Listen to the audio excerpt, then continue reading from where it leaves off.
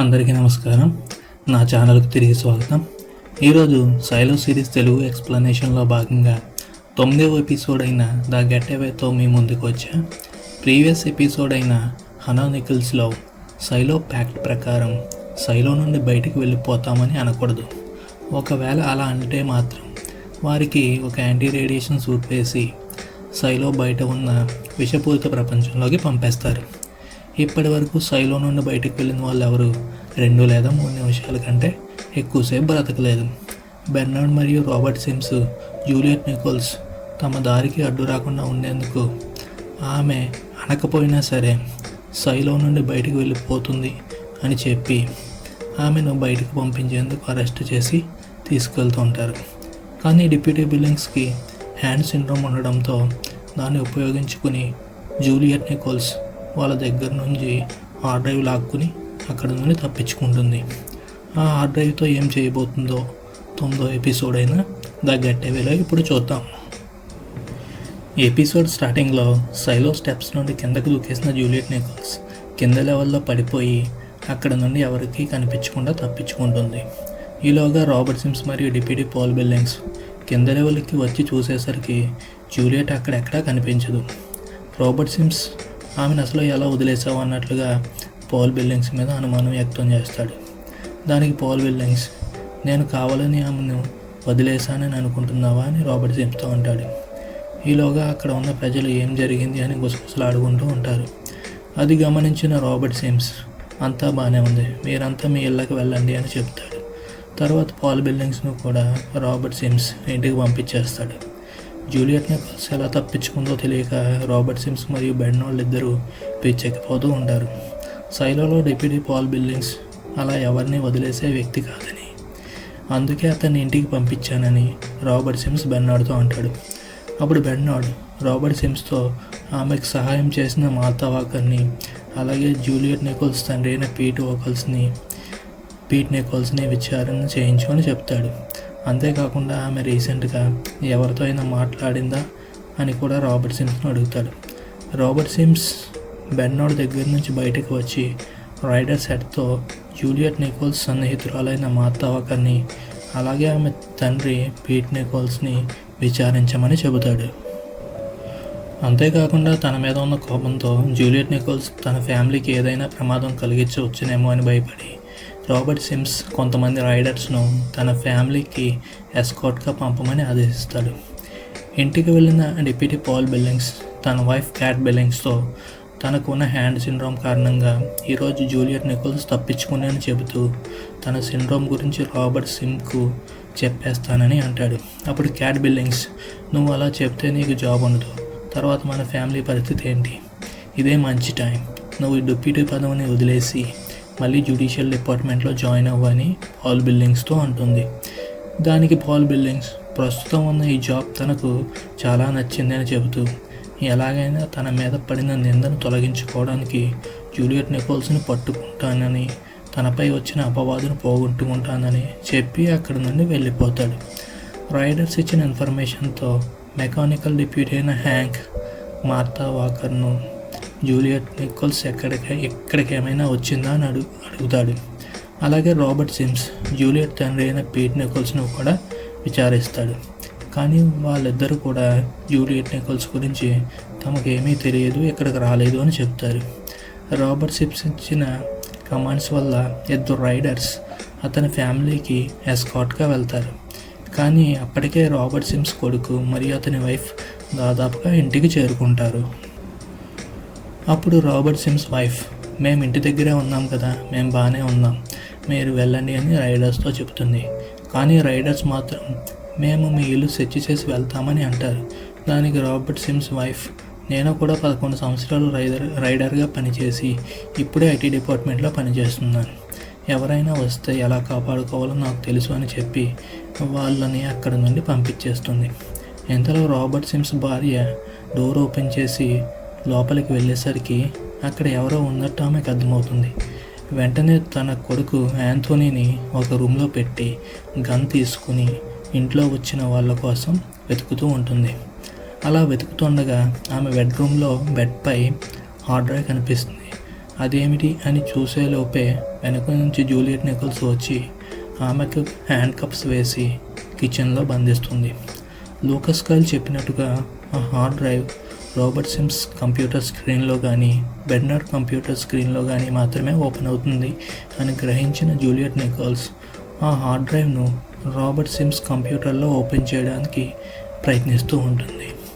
అక్కడ ఉన్న ప్రింటౌట్పై Alison baker కనిపెట్టిన కమాండ్తో ఆ హార్డ్ డ్రైవ్ను జూలియట్ నికోల్స్ ఓపెన్ చేస్తుంది. ఆ హార్డ్ డ్రైవ్లో ఒక ఫోల్డర్లో సైలో బ్లూ ప్రింట్ అని ఉంటుంది.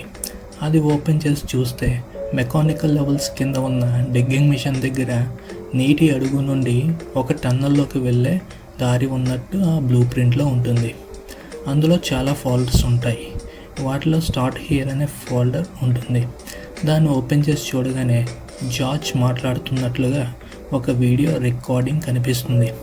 జీవితంలో మొదటిసారి వీడియో చూడటంతో అలాంటిది ఒకటి ఉందని తెలియని జూలియట్ నికోల్స్ ఆశ్చర్యంగా చూస్తూ ఉంటుంది. అప్పుడు ఆ రికార్డింగ్స్లో ఉన్న జార్జ్ దాన్ని వీడియో అంటారని, తన దగ్గర ఉన్న హ్యాండ్ కెమెరాతో ఇలాంటి వీడియోస్ రికార్డ్ చేయవచ్చని చెబుతాడు.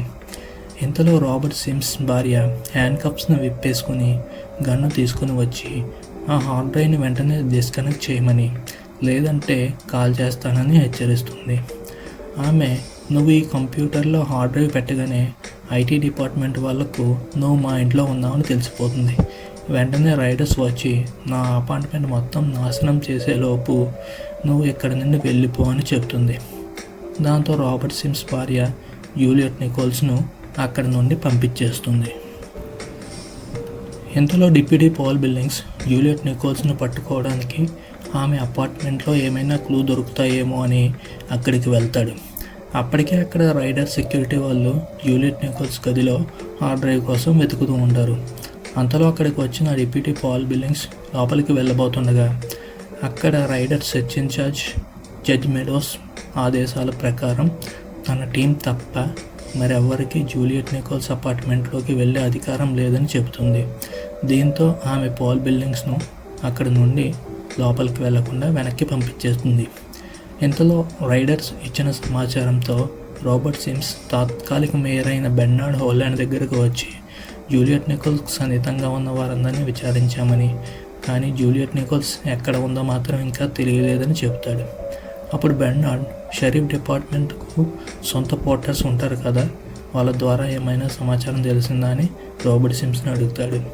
దానికి రాబర్ట్ సిమ్స్, ఒక పోర్టర్ మాత్రం షరీఫ్ స్టేషన్ దగ్గర ఉన్న క్యాంటీన్ దగ్గర కూర్చుని ఉన్న వ్యక్తికి పోర్టర్ ద్వారా జూలియట్ నికోల్స్ ఒక మెసేజ్ పంపింది అని చెబుతాడు.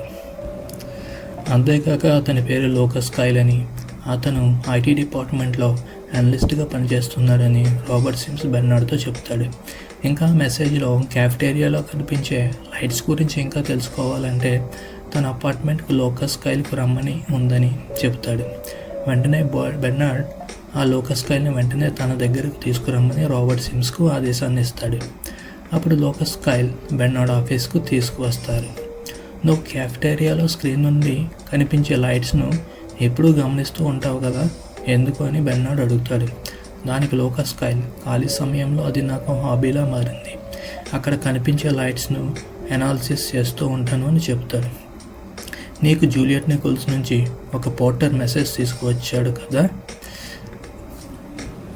నువ్వు జూలియట్ నికోల్స్ అపార్ట్మెంట్కి వెళ్ళాక ఏం జరిగింది అని బెర్నార్డ్ అడుగుతాడు. దానికి లూకస్ కైల్స్, ఆ లైట్స్ గురించి నాకు ఏమీ తెలియదు అని అంటాడు. అప్పుడు బెర్నార్డ్, నువ్వు అపార్ట్మెంట్కి వెళ్ళిన తర్వాత అక్కడ ట్యాప్ వాటర్ ఓపెన్ చేసి ఉండటం వల్ల మీ మాటలు సరిగ్గా వినిపించలేదు, అంతేకాకుండా అక్కడ మిర్రర్ను పగలగొట్టి సెన్సార్ కెమెరాను కూడా ధ్వంసం చేశారు. ఇది చాలా పెద్ద నేరం అని అంటాడు. నీకు జూలియట్ నికోల్స్ ఒక హార్డ్ డ్రైవ్ చూపించింది కదా, దాని గురించి ఆమెకు ఏం చెప్పావు అని అడుగుతాడు. అప్పుడు లూకస్ కైల్, ఆ హార్డ్ డ్రైవ్ గురించి నేనేమి చెప్పలేదు, దాంతో ఆమె అక్కడి నుండి వెళ్ళిపోయింది అని బెర్నార్డ్తో అంటాడు. అప్పుడు బెర్నార్డ్, ఈ సైలోనే అతిపెద్ద రిలీక్ అయిన హార్డ్ డ్రైవ్ను జూలియట్ నికోల్స్ నీకు చూపించింది, కానీ నువ్వు అక్కడికి వచ్చిన రైడర్స్కు నువ్వు ఎలాంటి సమాచారం ఇవ్వకుండా అక్కడి నుండి చల్లగా జారుకున్నావు.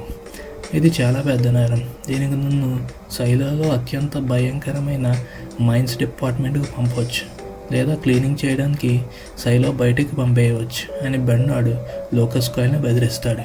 దానికి లూకస్ కాయిల్ ఆ హార్డ్ డ్రైవ్ ఒక రిలీక్ అన్న విషయం నాకు తెలియదు అని చెప్తాడు.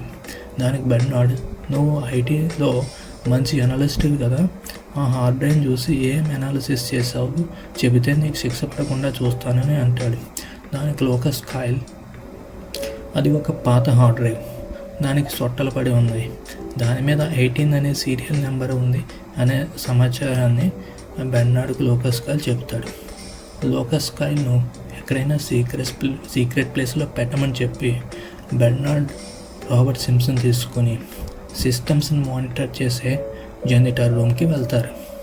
అక్కడ 18 అనే సీరియల్ నెంబర్ ఉన్న హార్డ్ డ్రైవ్ ఏ సిస్టంతో కనెక్ట్ అయిందో అని అక్కడ ఉన్న జెనిటర్ టీమ్ను బెర్నార్డ్ అడుగుతాడు. దానికి జెనిటర్ టీమ్ సెట్ చేసి అది రాబర్ట్ సిమ్స్ అపార్ట్మెంట్లో ఉన్న అతని కంప్యూటర్ కనెక్ట్ చేయబడింది అని బెర్నార్డ్కి చెప్తారు. వెంటనే రాబర్ట్ సిమ్స్ కొంతమంది రైడర్స్ని తీసుకుని తన అపార్ట్మెంట్కి వెళ్తాడు. అప్పటికే అక్కడి నుండి జూలియట్ నికోల్స్ వెళ్ళిపోయిందని తెలుస్తుంది. బెర్నార్డ్ జూలియట్ నికోల్స్ ఎలా తప్పించుకుంటుందో అర్థం కాక పిచ్చెక్కిపోతూ ఉంటాడు. ఇంతలో ఐటీలో పనిచేసే ఒక వ్యక్తి సైలోలో ట్రావెలింగ్ ఆకాంక్షలు ఉన్నప్పటికీ చెక్ పోస్టుల దగ్గర ఏవేవో కారణాలు అబద్ధాలు చెప్పి తప్పించుకుంటూ చివరకు ప్యాట్రిక్ కెనడీ ఇంటికి చేరుకుంటాడు.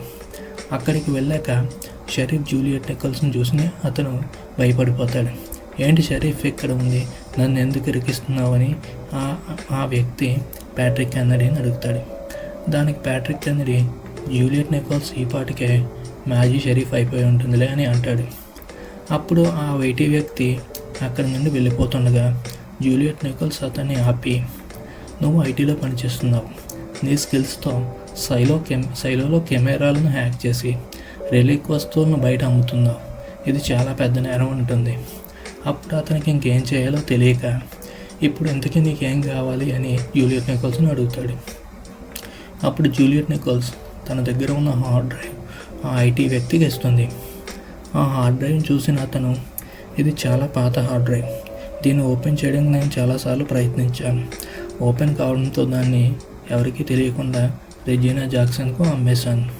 రెజీనా దగ్గర నుంచి దీన్ని జార్జ్ తీసుకున్నాడు, అతను కూడా దీన్ని ఓపెన్ చేయలేకపోయాడని జూలియట్ నికోల్స్తో అంటాడు. అప్పుడు జూలియట్ నికోల్స్, ఈ హార్డ్ డ్రైవ్ రాబర్ట్ సిమ్స్ కంప్యూటర్లో కానీ బెర్నార్డ్ హోలాండ్ కంప్యూటర్లో కానీ మాత్రమే ఓపెన్ అవుతుంది. అంతేకాకుండా ఈ హార్డ్ డ్రైవ్ను ఏ కంప్యూటర్ కనెక్ట్ చేసినా వెంటనే బెర్నార్డ్కి తెలిసిపోతుంది. ఏదైనా వేరే విధంగా దీన్ని ఓపెన్ చేయగలవా అని ఆ ఐటీ పర్సన్ని అడుగుతుంది. అప్పుడు ఆ ఐటీ వ్యక్తి, నేను హార్డ్ డ్రైవ్ని ఏ కంప్యూటర్లోనైనా ఓపెన్ చేయగలను, అలాగే మనం ఇక్కడ ఓపెన్ చేసిన వాళ్ళకు మాత్రం వేరే చోట ఎక్కడో ఓపెన్ అయినట్లు కూడా చూపించగలను అని జూలియట్ నికోల్స్తో చెబుతాడు. వెంటనే ఆ వ్యక్తి అలీసన్ బేకర్ కనిపెట్టిన ఒక కమాండ్తో ఆ హార్డ్ డ్రైవ్ను ఓపెన్ చేస్తాడు. కానీ ఐటీ డిపార్ట్మెంట్ వాళ్ళకు అది మాత్రం 98వ లెవెల్లో ఉన్న కంప్యూటర్కి కనెక్ట్ అయినట్టుగా చూపిస్తాడు. ఇది ఇలా ఉండగా Ryder search team Juliet Nichols apartment search చేసిన తర్వాత ఆ అపార్ట్మెంట్కు సీల్ చేసి జడ్జి మెడోస్ ఆదేశాల ప్రకారం లోపలికి ఎవరైనా అనుమతి లేకుండా వెళ్తే శిక్ష పడుతుంది అనే బోర్డు పెట్టేసి వెళ్ళిపోతారు. వాళ్ళు వెళ్ళగానే డిప్యూటీ పాల్ బిల్లింగ్స్ తన దగ్గర ఉన్న టూల్స్తో డోర్ని ఓపెన్ చేసి లోపలికి వెళ్ళి ఏదైనా క్లూ దొరుకుతాయేమో అని జూలియట్ నికోల్స్ అపార్ట్మెంట్ లోపలికి వెళ్ళి వెతుకుతాడు. అక్కడ పాల్ బిల్లింగ్స్కి అప్పుడే తెలుస్తుంది మిర్రర్ వెనుక సెన్సార్ పెట్టి అందరినీ వాచ్ చేస్తున్నారని. అతనికి ఎంత వెతికినా ఏమీ కనపడదు. ఇంతలో బాత్రూమ్ కబోర్డ్లో ఉన్న ఒక చిన్న క్లోజెట్ వెనుక ఏదో ఉన్నట్టు గమనించి దాని చుట్టూ ఉన్న రబ్బర్ను తీసి ముందుకు లాగి ఓపెన్ చేస్తాడు. దాని వెనుక జూలియట్ నికోల్స్ సీక్రెట్గా దాచిన ఒక రిలీక్ బుక్ను పాల్ బిల్లింగ్స్ చూస్తాడు. దాన్ని ఓపెన్ చేసి చూస్తే ఆ బుక్లో సైలో బయట ఉన్న ఆధునిక ప్రపంచం ఎలా ఉందో చూపించే పిక్చర్స్ ఆ బుక్లో కనిపిస్తాయి. వాటిని చూసిన పాల్ బిల్లింగ్స్ ఆశ్చర్యపోతాడు. ఇది బయటికి తెలిస్తే జ్యుడిషియల్ వాళ్ళు ఏం చేస్తారో అని భయపడి ఆ బుక్లో ఒక పేజీని చించి తన దగ్గర దాచుకుని మిగిలిన రిలీక్ బుక్ను బర్నర్లో వేసి కాల్ చేస్తాడు. ఇంతలో జెనిటర్స్ టీమ్ ఆ హార్డ్ డ్రైవ్ 98వ లెవెల్లో ఓపెన్ అయినట్లు గుర్తించి ఆ విషయాన్ని బెర్నార్డ్కు చెప్తారు. కానీ బెర్నార్డ్కు ఎందుకో అనుమానం వస్తుంది. ఇందాకే 17వ లెవెల్లో ఓపెన్ అయిన హార్డ్ డ్రైవ్ అప్పుడే 98వ లెవెల్కి ఎలా వెళ్ళింది అని అంటాడు. ఇంతలో ఓపెన్ చేసిన హార్డ్ డ్రైవ్లో చాలా ఫోల్డర్లు ఉన్నాయని తెలుస్తుంది. అప్పుడు జూలియట్ నికోల్స్ స్టార్ట్ హియర్ అనే ఫోల్డర్ని చూపించి దాన్ని ఓపెన్ చేయమంటుంది. అది ఓపెన్ చేయగానే జార్జ్ రికార్డ్ చేసిన ఒక వీడియో ప్లే అవుతుంది. ఆ వీడియోలో మొదట నిన్ను ఉపయోగించుకుని అన్ని విషయాలు తెలుసుకున్నాక నిన్ను వదిలేద్దాం అనుకున్నానని, కానీ ఈలోగా నాకు తెలియకుండా నీ ప్రేమలో పడిపోయానని జార్జ్ ఆ వీడియోలో అంటాడు. నేను సైలో బ్లూ ప్రింట్లో టన్నల్లోకి వెళ్ళే గేట్ను కనుగొన్నాను, కానీ ఆ గేట్ను ఓపెన్ చేయలేకపోయాను. నువ్వు ఎలాగైనా ఆ గేట్ను ఓపెన్ చేయాలని ఆ వీడియోలో చెబుతాడు. అలాగే అలిసన్ బేకర్ సైలో నుండి బయటికి వెళ్ళడానికి కారణమైన వీడియో ఉన్న ఫోల్డర్ జాన్ కార్మెడీ క్లీనింగ్ ఇయర్ 97 అనే ఫోల్డర్ని చెక్ చేయమని చెప్పి వీడియో ముగుస్తుంది. ఇలా ఉండగా రాబర్ట్ సిమ్స్ తన భార్య దగ్గరికి వెళ్ళి ఇందాక మన ఇంటికి రైడర్స్ను పంపానన్న విషయం బెర్నార్డ్కి తెలిసిపోయింది. అప్పటి వరకు బెర్నార్డ్ స్థానంలో నేనే ఉంటానని అనుకున్నాను, కానీ ఎందుకో రైడర్స్ని మన ఇంటికి ఎస్కార్ట్గా పంపించినందుకు నువ్వు సైలోలో నీ ఫ్యామిలీకే ఎక్కువ ప్రాధాన్యత ఇచ్చావు. సైలో కంటే నీ ఫ్యామిలీకే ఎక్కువ ప్రాధాన్యతనిచ్చావు. నా స్థానంలోకి వచ్చే వాళ్ళు ఎప్పుడు సైలోకే ప్రాధాన్యత ఇవ్వాలి అని బెర్నార్డ్ నన్ను హెచ్చరించాడు అనే విషయాన్ని రాబర్ట్ సిమ్స్ తన భార్యతో చెప్తాడు. అప్పుడు ఆమె నువ్వు బెర్నార్డ్తోనే ఉండేలా చూసుకో, అదే మన లక్ష్యం, అదే మన ఫ్యామిలీకి మంచిది అని రాబర్ట్ సిమ్స్తో చెబుతుంది. రాబర్ట్ సిమ్స్ అక్కడి నుండి బయలుదేరి జెనిటర్స్ రూమ్లో ఉన్న బెర్నార్డ్ హోలండ్ దగ్గరికి వెళ్తాడు.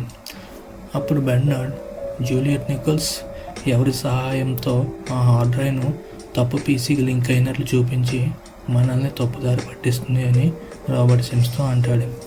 ఇంతలో ప్యాట్రిక్ కెనరీ అపార్ట్మెంట్లో ఉన్న జూలియట్ నికోల్స్ ఆ హార్డ్ డ్రైవ్లో ఉన్న జాన్ కార్మెడీ క్లీనింగ్ ఫోల్డర్ని ఓపెన్ చేస్తుంది. దాంట్లో సైలో బయట చాలా గ్రీనరీగా ఉన్నట్టు, బయట అంతా సేఫ్గా ఉన్నట్టు ఆ వీడియోలో కనిపిస్తుంది. దాన్ని ప్యాట్రిక్ కెనరీకి అలాగే అక్కడ ఉన్న ఐటీ వ్యక్తికి చూపిస్తుంది. అది చూసి వాళ్ళందరూ ఆశ్చర్యపోతారు. అప్పుడు జూలియట్ నికోల్స్ క్యాఫిటేరియా స్క్రీన్లో చూపేదంతా అబద్ధం, బయటంతా గ్రీనరీగా ఉన్నా సరే మనకి అందరికీ ఆ క్యాఫిటేరియా స్క్రీన్లో విషపు గాలులు ఉన్నట్లుగా చూపిస్తున్నారు అని అంటుంది. అందుకే అలిసన్ బేకర్ సైలో నుండి బయటకు వెళ్ళింది అని వాళ్ళు అనుకుంటారు. హార్డ్ డిస్క్లో ఉన్న జాన్ కార్మెడీ క్లీనింగ్ వీడియో చూసిన జూలియట్ నికోల్స్ ఏం చేయబోతుంది? అలాగే రిలిక్ బుక్ ఓపెన్ చేసి ఆధునిక ప్రపంచాన్ని చూసిన పాల్ బిల్లింగ్స్ ఏం చేస్తాడు అనేది తెలియాలంటే నెక్స్ట్ ఎపిసోడ్ వరకు వెయిట్ అండ్ వాచ్. నా ఎక్స్ప్లెనేషన్ కనుక మీకు నచ్చితే నా వీడియోకి లైక్ చేయండి, మీ అభిప్రాయాన్ని కామెంట్ రూపంలో తెలియచేయండి, మరియు నా ఛానల్ని సబ్స్క్రైబ్ చేయండి.